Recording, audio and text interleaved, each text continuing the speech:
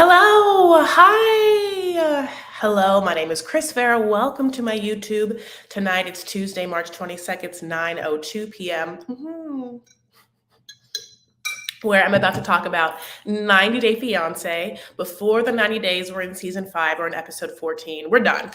How many more episodes do we have? I mean, my God, another brand new season of regular old 90 Day Fiancé is about to start. My God, we're like in episode 14. We haven't gotten to a tell-all. Like, how many tell-alls are they going to do? I don't know. I'm happy you guys are here tonight and we'll talk about the show. I often talk about pop culture and reality shows on this YouTube channel. I'm so happy to see you guys. Thank you so much for being here and early. Please, yes, like this video as I pointed out by thumbsing it up. If you don't mind, just tickle my algorithm a little bit. It makes me feel intimate with you, loved. Not as lonely as the profound loneliness we always talk about, because this is a show called 90 Day Fiancé where people are meeting people across the seas and bringing them to their homes for love and also to somewhat fill the emptiness and the profound loneliness found within us all. Hi. Oh my God, Ben, ugh, over it. Here's the thing. Yeah. This episode is unwatchable. I'm over this whole season. None of these people, I can hang my hat on. I don't know how any people find love, and definitely how these people found it or not found it. It's hard to watch bad decision after bad decision.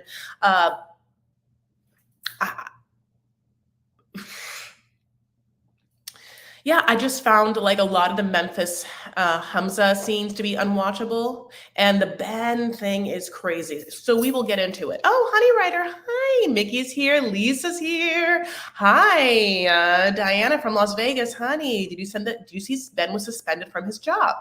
No.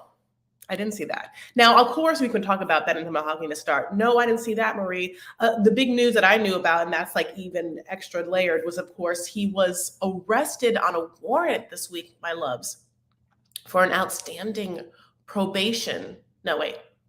Yeah, he had a probation violation for it's like a DUI, but they call it something else, in whatever state he's from 2019 or such. And now I'm going to tell you this right now, that mugshot of Ben is not the best. Okay. But listen, it's very hard to have a good mugshot. And I am so happy I don't have a mugshot on these streets, on these internet streets for you guys to look at. I don't want it, yeah, OUI. No, it's not OUI. Listen, it's a DUI, but it was called something else, like DWI, driving while intoxicated. Anyway, so operating under the influence, honey, whatever it is. So we will talk about Ben and Mahogany first. So yeah, I did not know that he was also fired or suspended from his job. I don't want anything bad to happen to any of these people, but it is interesting. I wonder, for someone like Ben, how much awareness he was able to acquire after being on this show. Having watched himself edited the way that he was edited, and having heard himself say all the things that he has said to us in front of his children, in front of his ex-wife, honey, all of it. Is he now I was so dumb. Oh God, I seem crazy. I seem absolutely insane. Or is he no, that was me. I did the right thing. I can't believe she left. All the things. There's something, how we've also talked a lot this season, even though they're not on this season, Michael and Juliana, because Michael and Juliana of a previous season, they broke up or whatever, obviously, right? And Michael, in his aftermath dealings of the Juliana pretty much leaving him, has been disastrously out of touch with how I think he thinks he looks in this situation. Meaning that Michael person thinks he looks good. He thinks he looks like, well, you guys are all right. She was a gold digger and she left me. And and it's oh no, you watched her whole season. And even now you're you guys all love me, and you guys all think that Juliana's a gold digger, and you all think that I'm charming and lovely, and me and my kids, even though it's Michael thinks all the love we have for CC and Max also extend to him. But one thing that 90 Day Fiancé people like us watchers, we can quite easily separate a child from a parent and love that child and hate that parent. So, uh, I can't that, I can't this, and I can't that. Don't worry, I have pictures. So let's start with Ben and Mahogany. So, my loves, as we left, basically, yeah, Ben and Mahogany had one night together in this weird, like, vacation place they go to, and he blames all of the exes in his life for any problem in which he ever had. And Mahogany was like, that sounds crazy. And she calls him on, and then he feels weird, and he's been feeling weird the entire time. So then when they go back to their respective rooms, honey, he writes novels, Bibles, honey, about, like, dear God, like, on the first day God made the world, and then he made you and me, Mahogany, and Ben to be in it, like, it's whatever. So she's like, this sucks, I hate every part of this is awkward, it's weird. She doesn't want to write back, she doesn't know how to write back. And then they're supposed to have breakfast anyway. She's like, I'll see this fool at breakfast, I'll have some coffee, I can, like, try and ascertain what the hell I'm going to do with my life. And when she gets there, he's not there, and she gets surprised by her family. I don't even believe those people are, like, married or, like, related to her. I really don't. But anyway, moving on. So they have an awkward breakfast where basically the parents are like, we hate Ben, and he's really old. She's just like, I know, but I'm one of those girls. There's always this kind of young girl. There's the type of young girls that are like following things. I just can't hang out with anyone around me. Everyone's just so young and immature. And the other half of me is like, well, you're also not trying to, like, find the smart good ones in the world. There's always smart good ones that are, like, of your age. And the second kind of girl is always like, oh, I don't really, like, have a lot of female friends, I just, like, more get along with guys. And those are always suspect. It's always like, yeah, sure, girl. So with Mahogany, she has then a separate conversation. Like, this is too many conversations with her parents, where her dad is like, look, she's basically like, look, Benjamin wants to hang out with you guys. Like, he wants to talk to you guys, like, and he doesn't want me there. Like, that's what Ben says when he, like, doesn't show up to breakfast and he, like, gets put on the spot about it or whatever. And so then Mahogany's dad is like, listen, God always says, and the Bible says too,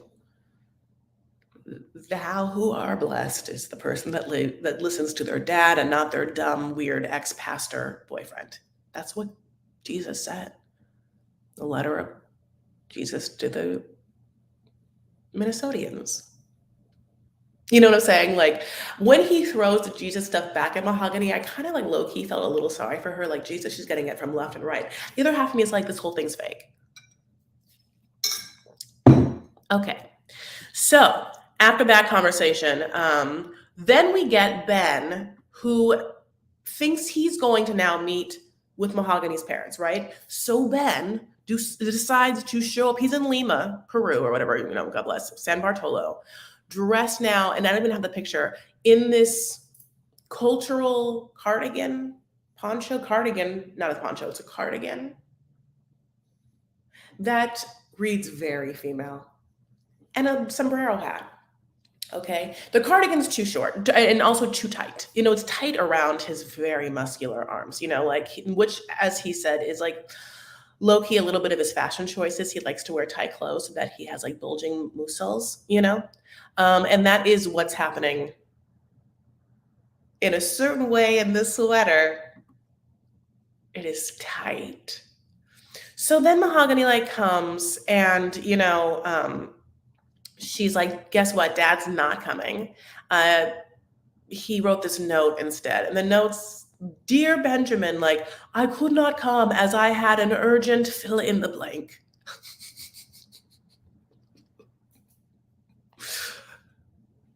And Ben's like, oh, how do you feel that he's not here? She's like, I don't feel any sort of way about it.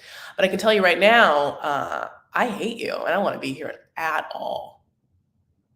And Ben, like, puts on them glasses to think about it. And then he's like, okay, well, you don't want to be here, you say. All right, well, you can, but by the time he says Eve in leave, the Eve of leave, that girl is out the door. I wonder if that's like what happened when she got that crazy haircut. Was that haircutter like, okay, almost done, and then just like Mahogany got up and started walking out, like, she's over it. She couldn't wait to leave, honey. Like, I don't know. She was like, I got things to go to, honey. It's like a 3-hour drive back home. So then Ben just like, I don't know what he does that day, honey, but he obviously had gone shopping before and the tiendas to come in wearing that outfit. So hopefully there was more shopping to be had. Okay. So then in the morning, he has a conversation with the producers where he's like, well, yeah, like we haven't talked at all. She hasn't texted me at all. And it's like super weird. It's super weird between us. But, the good news is we have to drive back. And so I get to, be in the car with her for like 3 hours. She'll be forced to talk to me. Isn't that great news? So then, honey, he goes to Mahogany's door and knocks in the morning. And then, like, a dude comes out who just got done boning. I mean, and then also, like, put sunglasses on. I mean, there's memes or whatever, like some tweets that he looked like Bruno Mars. I don't really know what he looked like, honey, but we were supposed to believe that this guy was like Ben, like Mahogany's dude. Like, that's how the editors framed it in the coming attractions for the previews, but that's not it. He's like, no, this is my room. And then like goes out and is like, oh, her car's gone. And then goes to the front desk and is like, did a nice young lady leave? They're like, yeah, last night, honey. The other night, she hates you. And also said she hated you. Just yes. Yes. Oh, was here. So this is where it gets funny. So he gets pissed. He's like, I can't believe she would do that. She would just leave. It's like, well, she doesn't want to be with you. And she didn't want to even tell you what city that she lived in. And then she didn't go to the airport with you. She hates you. Her family hates you. And you think that this girl owes you a free drive back to the airport? Absolutely not. You are a grown-ass man traveling, and there are certain expenses. So this is what happens, my loves. So he goes to the hotel clerk or whatever, God bless. He's like, I need a car. I need a car to go take me to the airport. They're like, oh, a car to take me to the airport. Like, not a bus, not an autobus, you say? And he's like, no. And he's like, no, I need a car. And well, I was like, how long has she been live? Honey, I started at 9, so 14 minutes. So they're like, okay, we'll get you a car. But just, it doesn't really happen that much because it's like super expensive. It's going to cost $250. But they call it something else, like 1,000 soles. I never heard of the word soles, but 1,000 soles is around 250. Now, that's expensive. No, it's expensive. That is expensive. It's not $1,000. It's only 1,000 soles. 250 is a lot of money. I don't feel like that's too much to ask for a man that decided to fly. I don't know. What am I trying to say is this, honey. It's fine that he paid it. Yeah, pay it and drive home and don't feel two ways about it. Don't think that like some girl has to sit in a car with you, that it's her obligation to sit in a car with you for 2 hours and drive you back just because. Especially when she's young and her father hates you. And so does Jesus. You know what I'm saying?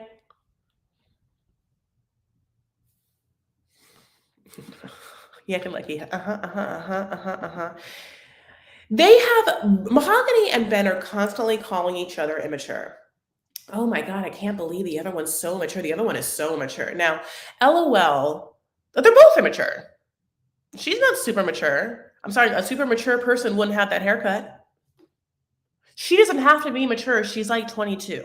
Okay. I'm not saying she's immature. I don't read Mahogany as just like this incredible wise soul, honey, who has made great decision after great decision. Because if I felt like Mahogany was mature, she would have been talking to Ben in the first place. That person's crazy. Why the hell were you even wasting your time on this old man, old pink man from the States? You're not mature. Okay. And then Ben's not mature, obviously. I mean, crazy. I mean, that's the kind of situation that like makes me scared in ever procreating with a man that I know in real life. Because I'm like, did Ben's ex-wife know what she knew now back then? I don't think she did. I don't. I think that when we think of Ben and his ex-wife and we think of like maybe what their life was like when, you know, they first got together. I just, in a billion years, I don't know what to tell you. I just don't think that like she knew what Ben would be. I had a great picture. I think I must have deleted it. How sad for me. Oh, yeah, yeesh. Okay, so my baby booze. Um, yeah, he pays a 250 for an Uber ride, honey. He's gonna take his ass back to the airport, honey. You know, he's gonna sit in a very small coach economy seat, probably in the middle of the plane, honey. He's going to like fly back. His son's gonna pick him up. I mean, like, if I was that ex-wife, I'd be like, wait 1 second. Dad, I'm live. Uh, if I was an ex-wife, I'd be like, you have to tell me everything that sad man says when he sits in the car and tells you how mahogany was somehow not God's divine gift for him.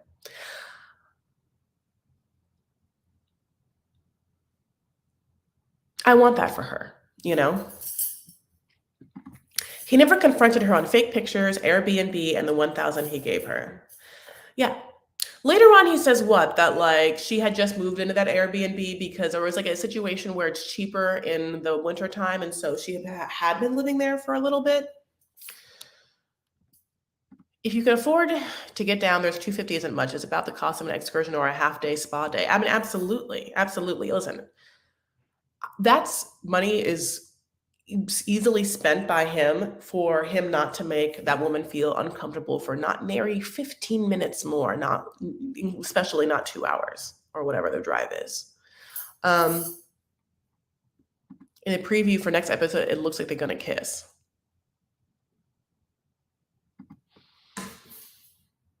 I don't want that. I don't want it. Eesh. Okay, so we'll see, my loves. We'll see. So let's move on. Gino and Jasmine. So, Gino and Jasmine have been through it. And by through it, just basically screaming at each other at all times. Uh, I would say 90% of the time, Gino deserves to be screamed at. And 10% of the time was a little weird. But at the same time, I still think he deserves to be screamed at. And our latest situation was that Jasmine had gotten re-mad at him about the naked pictures that he sent to his ex-girlfriend, which makes sense, that she would be mad because it could jeopardize her career, her teaching career. So when she brings it up to Gino, he's like, not a big problem. I don't worry about it. I don't see a problem, Jasmine. And so she's upset by that and she like blows up. And then he gets upset. What ends up happening is to make her feel better, he gives her his phone. This happened in the last episode. She goes through his phone and the emails and realizes that when he said that he traveled once, he lied about the fact that he brought his ex-wife or something like that. She got very upset. And then when she starts yelling at him, he gets very upset, like throws his chair on the ground. He's like, I'm over it. I'm over it. Then it starts to rain, my love, just like a Tennessee Williams play. And it denotes like a suffering, a sadness. I love it. Gino's toes are out. So they're getting rained upon, like rain's coming down on those wet fucking feet. You understand what I'm saying? And he's like, I just need peace. And we're like, also, closed-toed shoes, you stupid asshole. You're just, I mean, truly, I wish it didn't affect me the way it did, but it does. Okay. They have this conversation how he's basically like, you're always yelling at me. You are always mad. And I just don't know what to do about it. And she's like, yeah, I'm sometimes mad. But also you do things. And he's like, all right, Jasmine, God bless. And I just like, I can't get in. I just can't. The way he says it, it's too much. Hi.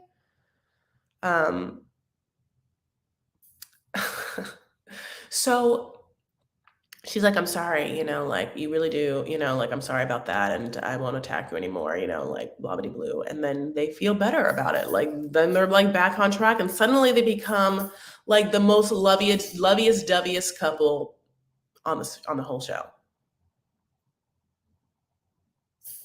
I mean, so he decides to bring out that proposal and rock it out with that ring so that he lied to her about getting. So she's wearing this like black and pink outfit. It's like black on one side, pink on one the other. It's very like um remember that, is it Desiree song, You Gotta Be? This is an old reference. You know you love it. Um is this like, remember that, like, you gotta be bad, you gotta be bold, you gotta be wiser. But in the video, right, she's like in black and white. It keeps going back and forth between the black and white. Like, what a very simple video, honey. It took my breath away. I remember just being like so into it. And also Desiree also does a lot of hand movement. She's like long ass fingers, long ass hands. So she does that when she sings it. I was just like so entranced by it. This is a half pink, half black outfit that Jasmine's wearing. I mean, she has an interesting style and he has, like lack thereof. So in the perfect situation, the perfect world, they when they do, they get married and they live happily ever after, that he does allow her to just buy all of his clothes because whatever she's going to do to him is going to make him be better than what he has now.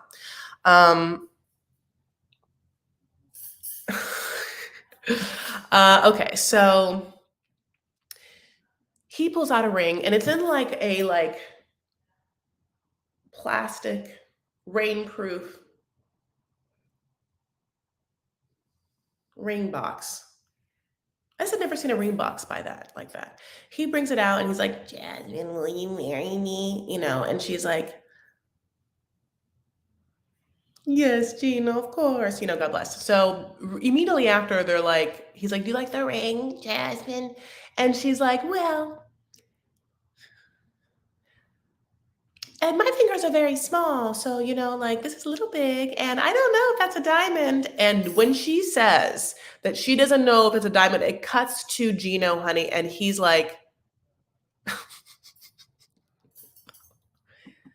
that's no diamond. I mean, that's a cubic zirconian, but even cubic is spelled with a K. It's a fake cubic zirconian.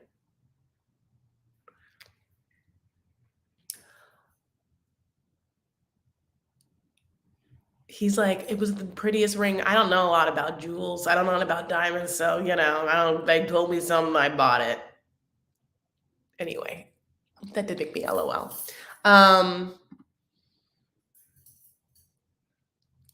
So she says yes. They're like, I guess happy or whatever. His toes start to dry off, like it's just like it's the ring, like she's gonna, I'm sure, get it checked out immediately. And then once she finds out that it's fake, she's gonna make him buy her a new one, which I'm super excited about. I wonder if he has like his ex-wife's ring. She's like, give me that ring.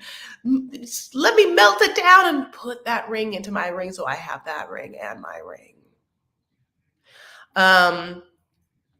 In the next episode, we get to regurgitate the storyline this episode of the Hamza Memphis thing and just get to now use that trope for the Jasmine Gino couple. So everything that's supposed to be like great now is going to like come to a grinding halt when Gino like talks to his friends and they're like, you talked to her about that prenup? And he's like, yeah, God bless. And he's going to talk to her about the prenup. I wonder what Jasmine's going to say. Did you have a prenup with your ex? He's going to be like, I don't know. Maybe I'll just start to talk about Memphis and Hamza since we brought her up. Too big to be a real gem. He didn't pay that much. Absolutely not. Nope. Noopy. Noops. I'm okay with an inexpensive ring, but if you can't afford a diamond, just don't get a diamond. Get some other type of ring. Fake is just wrong. Class. Yeah, that's classy. I don't know what I want. What I want and what I'll accept are two different things, right? And that's kind of, I think, what happened with Jasmine. It's definitely not what she wanted. But right now, it's what she's accepting. Then we have a long conversation. Jasmine has like a long monologue or like soliloquy to camera where she's just like, I love Gino. I know Gino is gross and a creep and disgusting and I mean horrible and a sugar daddy and everything and no style and the hat and I know, but I still love him. It's like, okay. Yeah, we needed to hear it. You left this in, you edited this in, you knew we needed to hear this. Why you love him, we'll never know. So the Memphis and Hamza situation, I don't have a lot to talk about with them. It's because I don't enjoy watching it anymore, because this is basically what's been happening. So Memphis has like kids, right? God bless. And Memphis comes from like a super abusive, like horribly tragic, abandonment filled, homeless filled childhood. Okay. That makes her A, scared, B, needy, C, desperate, also D, not able to make like the best rational, like emotionally intelligent decisions. Okay, so that's all one thing. And then Hamza's like 20 nothing from like Tunisia who's lived with his mom this whole life and it has like everything handed to him and just like doesn't know what's up from left.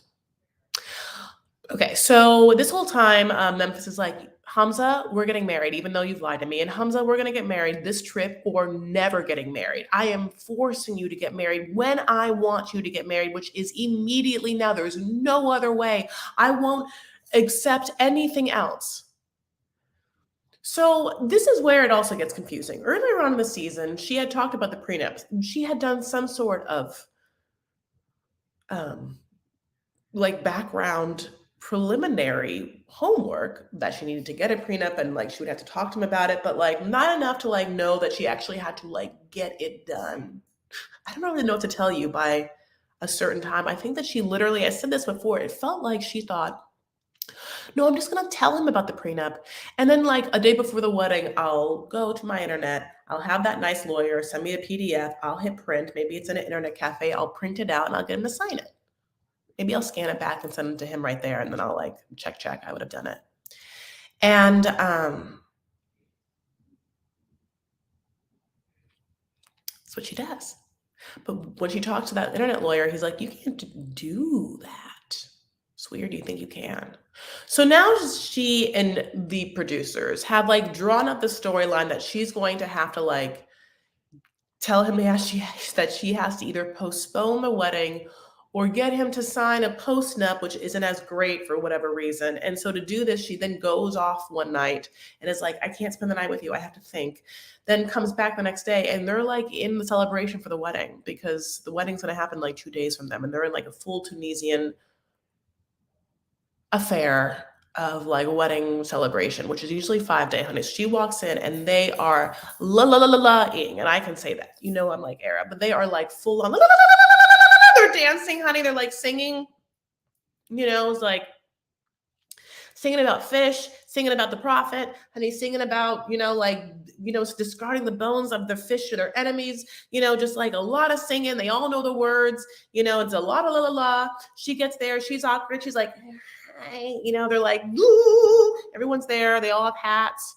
So the cute one with the little cute girl like runs up to her. I'm like, do you know her?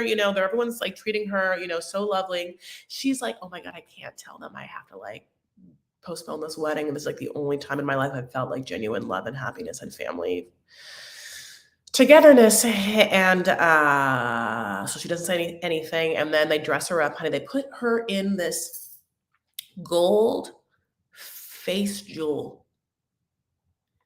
It is a face jewel. It goes like from here to here and then hangs down. And when I saw that gold thing, honey, I was like, I want it. No, I want that. Can I have that? That looks fun. Okay. So then they go to hammam, which makes sense too. Spa day, right before your wedding. They go to the hammam, honey. They like take her on this little like carriage and buggy ride. They get in there in the hammam, honey. Like she like gets put on this like fun, pretty towel thing, and all the girls are like keeping it real. And then she gets back to the house to like party more with them. And then she just like has her wits end. She's like so awkward. She like goes into the room. She's like, can we talk now? Excuse me. Can we stop all this la la la-ing like for 1 second, hullus. I wish she said hullus, but she doesn't know that. So then she's like, can I talk to you? Hamza, bring your hot sister who like, translate for us. So I don't know why they just don't have, first of all, at this wedding celebration should absolutely be that like Shakespearean translator man from before. I mean, what is he doing? He's not doing anything, honey, and he can be there. So they have this conversation about the post-nup, which is horrible. And I just feel like Hamza's is a completely different religion, and I'm sorry, in a completely different culture. So they're like, "What? We don't understand why you're so you were obsessed with having this wedding done immediately now, and now you're like, no, we can't have a wedding because of this, or you're so obsessed with him signing this paper is because you think that you're going to get divorced, and like that's the D word is really bad in this household because our mom and our dad got divorced. Haven't you heard?" And like it's like a whole thing. And Memphis, who could have easily gotten this all taken care of, a long time ago, especially because she was so vocal and hot about having it done her way, is now just like looking like a crazy person. And now no one wants them to get married. Now, like Hamza's sister is like, ugh, no. I just don't feel like it's good. I just don't feel like it's that. How do you spell it? La la la la. If you're saying Lee Lee Lee, to me it's la la la la la la la la la la la la la la la la la. Look how fast my tongue is going. Like that. When I was like a theater arts major. There's all of these like vocal warm ups you do when you're like warming up your voice for the theater, like your lips, like blowing your lip. There it is. It's hard for me to do, or just your tongue. Anyway, I honestly did not write a lot about Memphis and Hamza because I find her so horribly annoying, and I feel bad about that because she's gone through it, but also I can't watch her, and so it's like a double-edged sword of me being like, how do I deal? I find myself when I'm watching them constantly pausing them and looking at my phone and being like, no, I got to get through it. How am I going to turn this like hour and 20-minute show into like a 4-hour ordeal because I can't stand Hamza and Memphis? You guys, I just want to tell you right now, we have a VIP special guest in the room. I want to say a special shout out to my Uncle Louie. My Uncle Louie is here. And I think this might be the first time he's ever talked on this channel, but I will tell you, the gene of loving 90 Day Fiancé runs hard in this fam. Just like Hamza's mom and sister are both gorgeous. In the Farrah family, a deep, throbbing love of 90 Day Fiancé. I gotta tell you, it's there. So, hi, Uncle Louie. Hi, Uncle Louie. You got me hooked on this show. I don't think it was me, was it? Yeah. I love that Uncle Louie Uncle Louie, I wish I could hear you. I love that you're talking for the first time right when I did my la la la la la impression. Yeah, so as I've said many times, I'm Syrian Lebanese, which means my Uncle Louis is too, but we're Christians, so it's gonna feel a lot different from like uh, Hamza's family. But just in some of the cultural stuff and the way we dress and everything. But one thing that us Christian Arabs know is a fast-moving la la la la la tongue. So, yeah, it's so funny since Lou is here, I call him. I guess it's weird to even be like Uncle Louis, Uncle Louis, Uncle Louis. So it's my dad's youngest brother. And by the way, Uncle Louis, amazing life. He's like he's a firefighter slash EMT slash ambulance worker, like first responder is actually I think probably the word I should be saying. And so God bless. He's there when you need him. So my loves, anyway, so Uncle Louie, just tell me any of your thoughts and feelings on any of these people. I don't know. My last thing about them is that, I actually have nothing to say about them. We'll just see what happens. I mean, I don't know. We know some things in the universe of spoilers, of like where they are now. And it just is crazy that they got there. And it's like, we know some things, and I've already said it on live. So I don't want to spoil it for you. So no, I'm about to say something. So you can hit your mute if you don't want to hear what I'm about to tell you about Memphis and Hamza.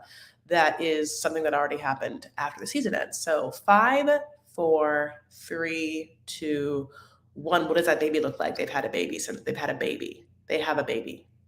They've had a baby. What does a baby look like? I think the baby's going to be gorgeous. Has Hamza's mom met the baby? I want to see Hamza's mom hold the baby. It does feel like a very fake season. Yeah, I don't like it. Okay, I'm not into it. Everyone is calling out. The season needs life support. They're all horrible. Paramedic. I'm so sorry. I love you. Paramedic is absolutely the word. I love you. I'm sorry. God bless. I really want that gold thing, Uncle Louis. So like whatever, they put that gold thing on her, honey. I don't know if they have that at St. Anne's. I don't know if that's part of the Byzantine crowning ceremony or whatever of a religious wedding in our Arab church. But whatever that gold thing is, I want that. Um, they got married and they had a baby. Yes. Lisa's on fire like all the time. Lisa needs to be put out, honey. She's on fire. So let's move on. To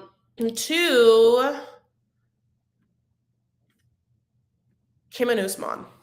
And then I guess I'll leave Mike and Hamina for end. So Kim and Usman. So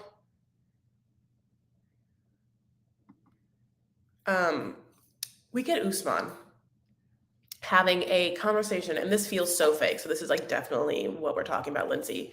Where he's gonna talk to like his friends. They just show up at this beach resort, like I don't know, like he's laying out. Like there's no one at this beach resort, by the way. It looks beautiful, but why is no one there? Like they have the whole beach front to themselves, and they're like, "Hi, what's up, soldier boy?" And he tells them the whole thing, like, "Oh, we got to this fight." I can't do that accent, like she threw a whole cup of water at me, and then his like friends like, she threw a whole cup of water at you? Well, that's absolutely atrocious. I mean, you're soldier boy. What if someone was there with a video?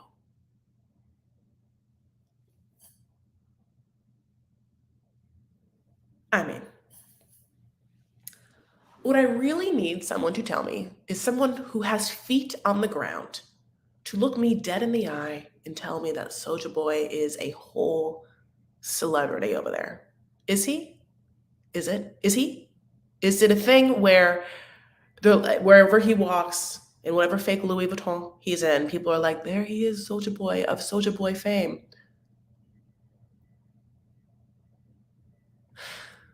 Also, he's on a reality show, so like, guess what? We're all gonna see the water. I didn't like when Kim threw it on his face, because it felt like it was very vicious and also like violent. I didn't like it because what's he gonna do? Throw it back in her face? Obviously, he can't. I saw Kim is so extra. Okay, Kim is so extra, and then I saw a pic of one of her exes, and he is fine. I said it. I said this very early on in the live, which was, I don't understand how a woman like Kim, who we know that she has a son, and that son is named Jamal, and Jamal is attractive. So I assume that Jamal's father was attractive. And then I assume that Kim had relations with Jamal's father, and therefore Kim has had relationships with attractive men, and successfully, to the point where like things have happened.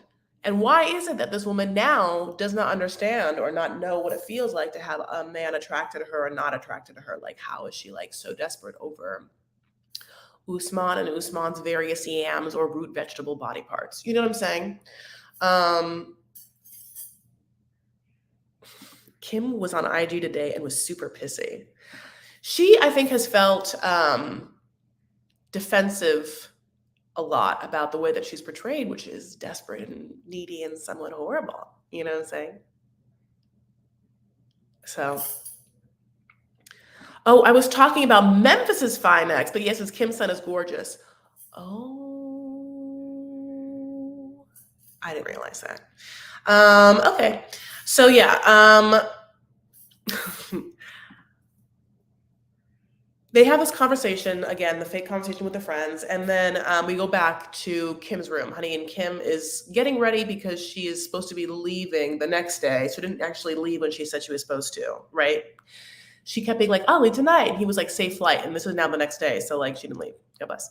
She's packing, and suddenly she gets a text from Soulja Boy being like, can we talk? And that person does a full 180. That person suddenly turns into like the giddiest Sailor Moon schoolgirl, honey. I mean, just like, yes, I will. Yes, I can't wait to meet with you. Yes. Like, it's fake. So then, honey, she walks up to meet him, like, suddenly at where he was, which was like out there having a drink by the beach bar. Okay. And it is like set up like a bachelorette date.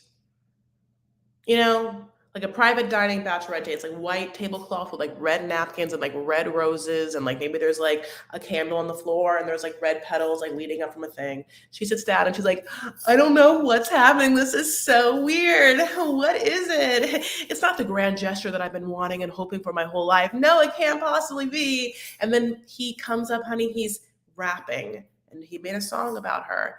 And is she like, look, I wanted Michael Jackson, but will I settle for Soulja Boy? Yes. It's what you want and what you'll settle for, I guess, right? So he comes in singing about how he met a fine woman on the internet, honey. And she's, again, over the moon. She's so happy about it. And he just kind of references oral sex a little bit too. He kind of is like, you hydrate me and we go out, and then I love when you go down, the way you put it down on me and the way you go down on me. There's like subtle references to oral sex. And when she hears them, she's like, oh, a little bit. And I'm only also bringing that up. It's interesting what culture allows. So in the previews, she's supposed to leave, right? And the producers are like, okay, you're gonna leave, like, Usman, you're gonna kiss her on the lips. And he's like, no. She's like, yes, And it's like, oh, like, you can't kiss someone on the lips, but like you can like write a song with like sexual euphemisms in such a way. I mean, everything is so gray. I think she said, you hydrate me because she threw a drink at him. Yes. But you see how it works in many different ways. Hey, Dad, are you still here? Yeah. Uncle Louie came to my live. Yeah, he's here now, I think. Want to come say hi?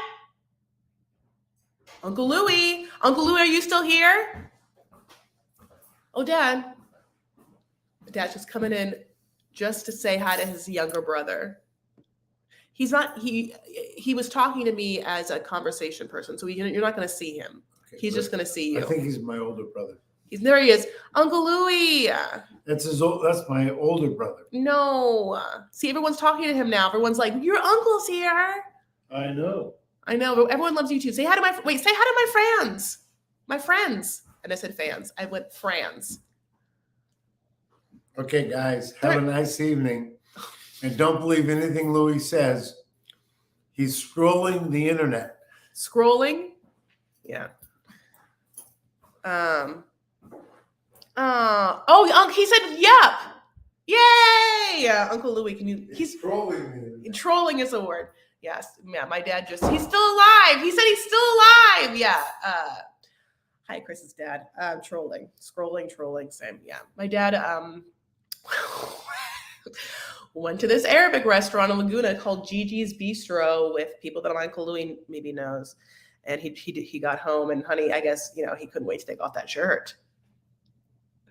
Hello from Colombia. Hi. I'll tell him good night. Kim and Usman have been so fake this season. It's just not easy to watch anymore. Like, it's truly not, like I don't think that we needed any more of him.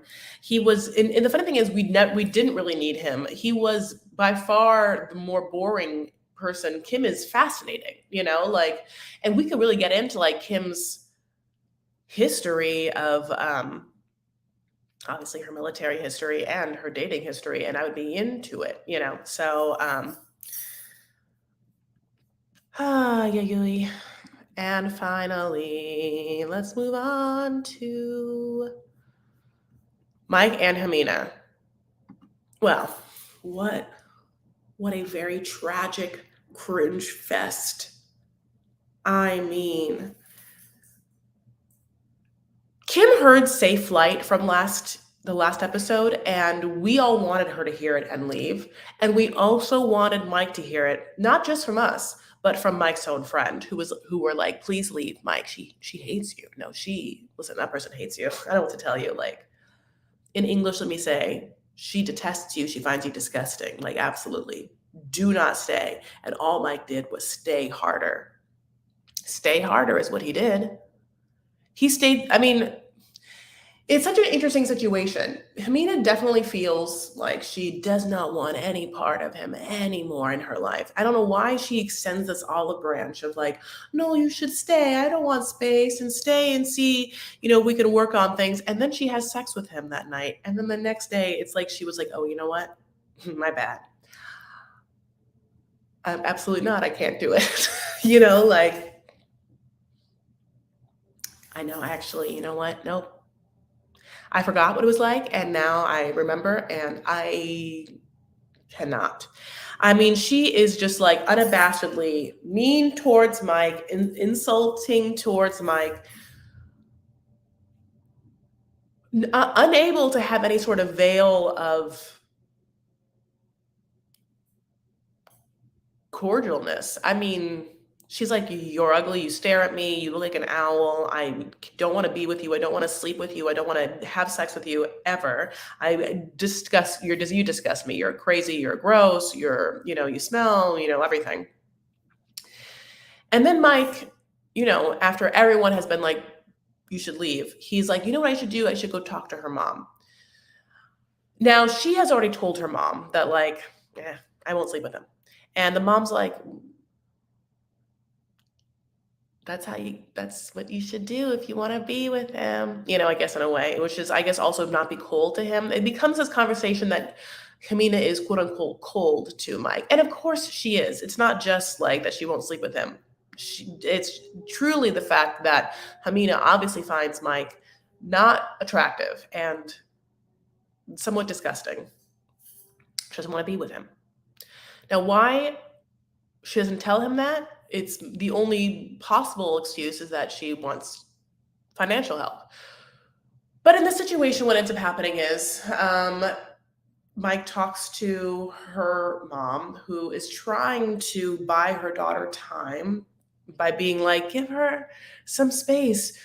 This is actually the first, this is what she says. She says, you are the first person to like treat, what she wants to say is treat her well, like like you would in a serious relationship. But Mike hears, oh, I'm Hamina's first serious boyfriend. Great news, because Hamina's also my first serious girlfriend. Yay. And so that gives him some amount of hope, inspiration to keep on. And he and her go out for a night of pool. He brings it up. He's like, your mom said, like, I have to just like be patient with you. Like, I'm your first real relationship. And guess what? You're mine too. Ha ha ha. We're twinsies, And she's like, oh, no, no, no. I've been like in a lot of serious relationships. And I just get bored.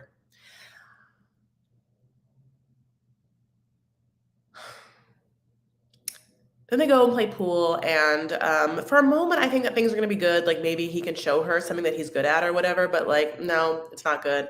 And they get in this conversation over translating text where he's like, it definitely feels like you've changed and you don't like me as much anymore. And it feels like that changed specifically when I said I wouldn't pay for your surgeries and or other things. And she's like, how dare you bring up money? You don't say that to someone you love, and we're no longer in a relationship, and you're not going to pay for me ever again, and I never want to be in a relationship with you, and you can take away everything you've ever paid for me. And he leaves. No, he shouldn't have been there anyway. He should have left when his nice friend was like, leave. So that's what's the situation is. We were forced to watch a whole cringe-worthy episode. Mike is a trick that thinks he's marriage material. It's cold. It's cold. We are forced to watch Mike like try and like play pool, and Hamina like put up with him and just stare at him and just with so much anger and hatred in her eyes. It's actually hard to watch. It's hard to watch because it's like I don't love Mike, but it's just hard to watch anyone be in a situation where they don't see something very obvious and someone's just being mean or rude to them. What makes it a little easier for us is the fact that I 100% think it's true that Mike met Hamina on a cam girl site. So Mike has talked about having was it dyslexia? Oh, ADD or whatever that is. Mike is developmentally somewhat stunted, and so is a double-edged sword of being like, how much awareness and how much wherewithal should a man have that he met a woman on a cam girl site and yeah, you want to marry this person? Okay. Also, yeah, this person cares about the money you're giving this person because that's how you guys met. You didn't meet in a situation where people are going into a room, a space, a dating app, a meeting, being like, maybe a relationship would be formed from this. I mean, that's just not the foundation of how you guys met. So to think anything else is it's suspect. I'm trying to dance around the thing that listen, I don't really understand what Mike knows and what Mike doesn't know. And to me it seems like, oh, I feel bad for Mike in this situation. But the other half of me is like, but Mike met a cam girl and is like acting like that she should be in love with him. Like, no. It's like the Georgia and Fiza thing. Like, you cannot be with a hot girl when you look like that and expect this hot girl to love you without any sort with love you for who you are and not how much money you're giving them. Is that mean to say? Because George of Georgia and of Anfisa and Mike could easily date, and Gino of Gino and Jasmine could easily date women who don't quite look like Jasmine and Hamina and Anfisa. All those women have gotten things done and want to continue to get things done to look their absolute best at all times. And those three men will never look their best. They look their worst. George, I think, maybe looks a little better, but whatever. You know what I'm saying? It's just there's not a level playing field in that arena. And so it doesn't seem like a rational thing that I would have to even explain to someone. So okay, I didn't know Hamina was a cam girl. She said so. She said so in an Instagram post. Okay, but I love Anfisa. Oh, I love Anfisa. Oh, I absolutely let me go on the highest hill and go tell it on a mountain how much I love Anfisa. And I wish it was on right now. I wish we could always watch Anfisa. I wish she was on single. If Anfisa was on Single Life, I'd watch Single Life.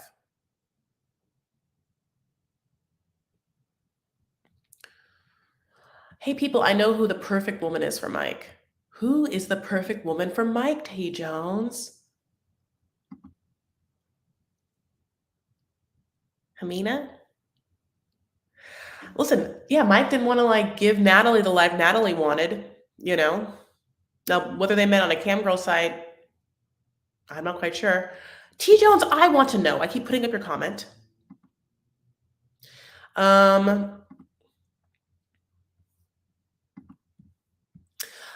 Yeah, another situation is Hamina obviously post has been doing this, doing that. Danielle, you think Danielle and Mike are the perfect people? You know, I don't know. Baby girl Lisa. How about Mike and Courtney? Courtney, I heard is selling feetsy pictures now. Okay, so yeah, the Hamida has been putting up picture after picture on her Instagram of like different dudes and like saying how horrible Mike is and everything. And sometimes Mike has liked her Instagram posts and sometimes not. So it's always so interesting. Um,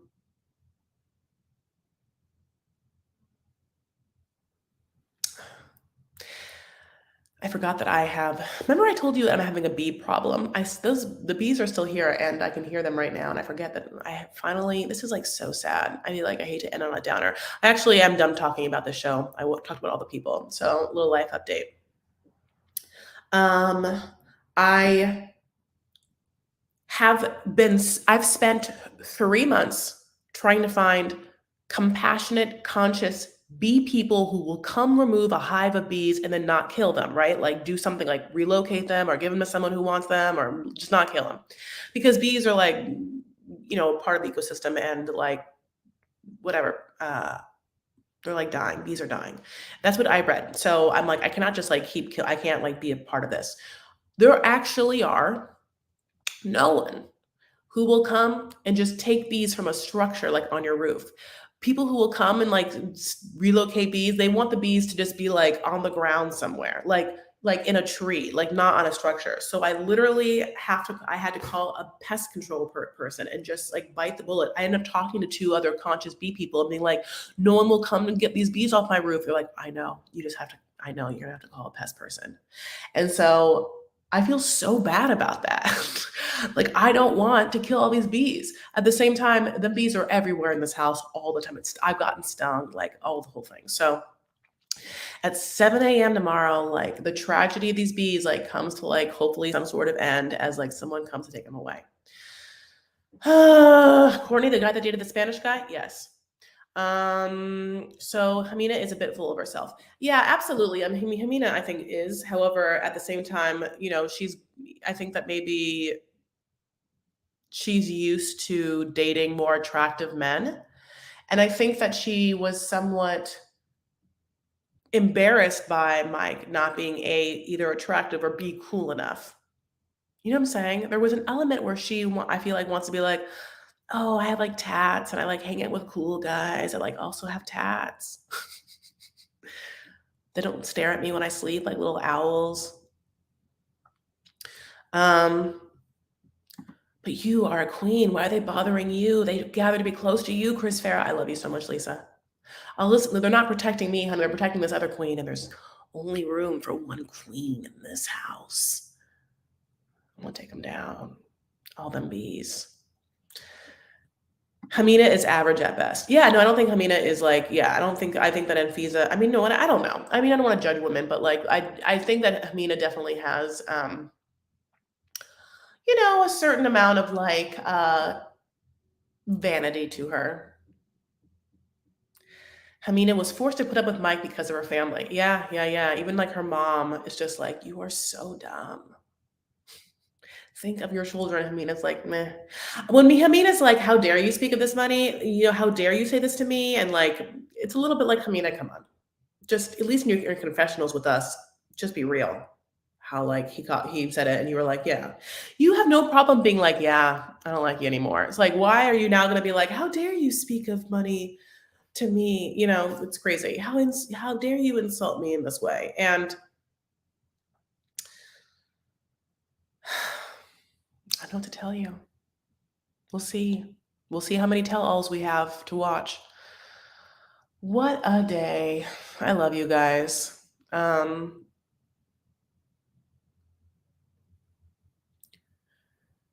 Who would be your taste in men in these 90-day shows? Oh, my Lord.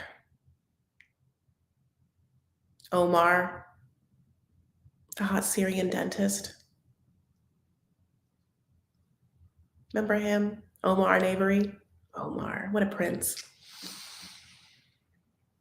I can't imagine. Yeah. Omar was so cute. Yeah, yeah. Yeah, he was. He had a job. He was tall. Oh, Uncle Louie. Okay. I mean, they're talking about, okay, yes, though, yes, they are great. They're a little, Aladdin was hot. They're a little boring though, but maybe Omar and Avery would. I love that they only did one season. They were like, never again. Ricky's Hamina was beautiful. Yes, yes, yes, yes, yes. Are you insane? I know Ben is weird, but at least we had some eye candy. Purple green. No, you did not. I mean, listen, does Ben's modeling pics are they attractive a little bit? Yes. Are they incredibly heavily photoshopped? Yes. Are those pictures attractive? Fine, I'll give you that purple green. But no, my love, purple green. Like, no, I'm not gonna say that. Like, well, the person that's on the show isn't. Ugh, he isn't my reserved and sexy Omar.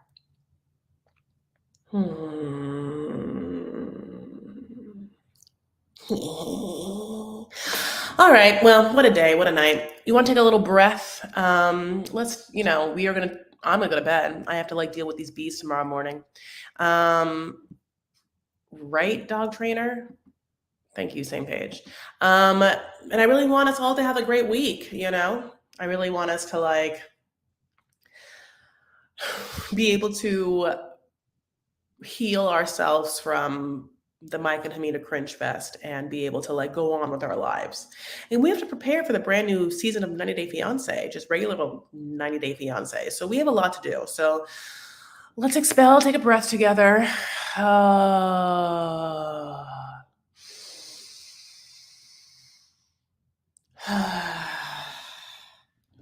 did that for Lupe, who's not here. And maybe we should do one la la la together. Let's all try it together. Put your tongue at the top of your mouth and think of Hamza's mom.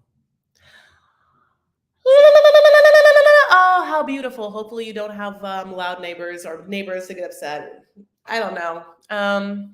All right, baby boos. That's it for me in my life. You can follow me on Instagram and Twitter. I am at Chris L. Farah. The L is for Louis Farah, who is my uncle, who is here tonight.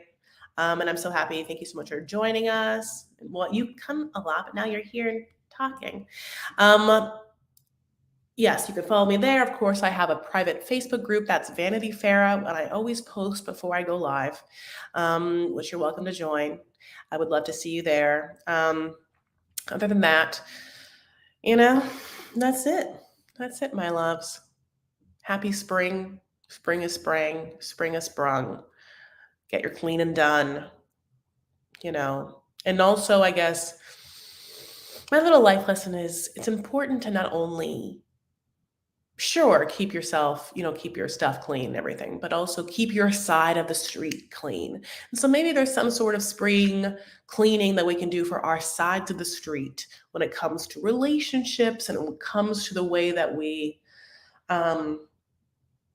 either support or stand up or be there for people, relying on people and or are reliable for yourself. You are communicative, you don't let things go or let things just slide. Not in a way I'm saying instead you're reliable.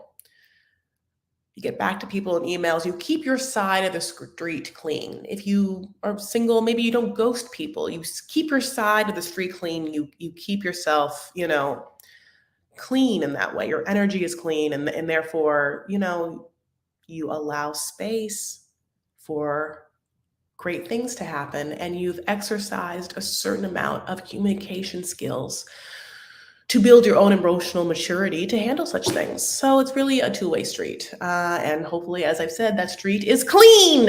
Okay, my loves. God bless. It's so fun to hang out with you guys. Lisa, I love you so much. I really appreciate everyone here. Anna, you have to watch whatever it's called, the replay. Also, thank you so much to everyone who does watch the replay, who likes the video, who also comments. You guys, after it's uploaded, means the world to me. I really, really appreciate your time and energy here, your comments, and your presence. I just, God bless. I feel so much love in this room, and I just I'll never get over it. You know what I'm saying? I'll never get over it. All right, baby boos. Take care of yourselves and one another, and stand up for what you believe and make art. And of course, art is wherever your soul feels the best doing something. Make sure that your soul gets to experience that joy every once in a while, okay? Like this video. You're right, Marcella. I love you guys. Thank you. Good night. Bye, Uncle Louie.